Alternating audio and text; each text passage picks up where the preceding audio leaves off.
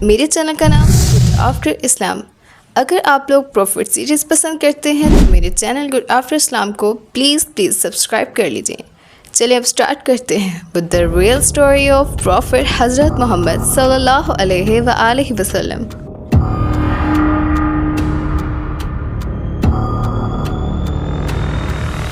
ایک مرتبہ مکہ کا ایک کافر رسول اللہ صلی اللہ علیہ وآلہ وسلم کے پاس آیا۔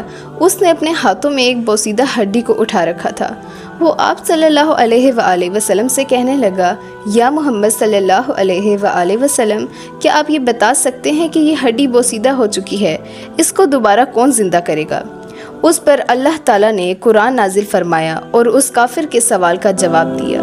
اللہ تعالیٰ فرماتے ہیں کہ اے پیغمبر صلی اللہ علیہ وآلہ وسلم، آپ فرما دیجئے کہ اللہ ہی زندہ کرے گا جس اللہ نے اسے پہلی مرتبہ پیدا کیا تھا، یعنی اللہ تعالیٰ ہی اسی وقت پیدا کر سکتا ہے جس نے اس کو پہلی مرتبہ پیدا کیا تھا، پھر وہ اس کو دوبارہ زندہ کیوں نہیں کر سکتا؟ یہ آیت سن کر کافر ہکا بکا ہو کر رہ گئے اور انہوں نے رسول اللہ صلی اللہ علیہ وآلہ وسلم کی ایک بھی بات کا جواب نہ دیا۔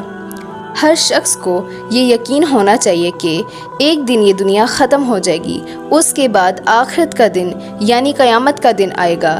اس وقت تمام انسانوں کو اکٹھا کیا جائے گا اور قبر سے نکال کر زندہ کیا جائے گا۔ پھر اس دن تمام انسانوں کے اعمال ناموں کو تولا جائے گا اور جن لوگوں کے نیک اعمال بھاری ہوں گے ان لوگوں کو جنت میں داخل کر دیا جائے گا اور ساری زندگی ہمیشہ کے لیے انہیں جنت میں ہی رکھا جائے گا، اور جن لوگوں کے برے اعمال بھاری ہوں گے ان لوگوں کو جہنم جیسی بری سے سخت جگہ پر داخل کر دیا جائے گا، اور پھر وہ کہیں گے کہ آخر اے خداوند ہم ادھر سے اب کیسے نجات پائیں؟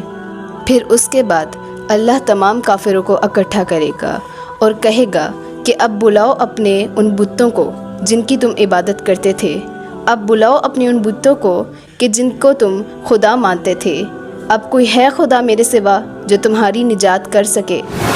اور یہی تھا رسول اللہ صلی اللہ علیہ وآلہ وسلم کا ایک چھوٹا سا واقعہ۔ اگر آپ پروفٹ سیریز کو پسند کرتے ہیں تو میرے چینل کو سبسکرائب مت کرنا بالکل بھی مت بھولیے گا۔ اگر آپ کو میری ویڈیو پسند آئی ہو تو comment, like and share and subscribe لازمی کیجیے گا۔ خدا حافظ۔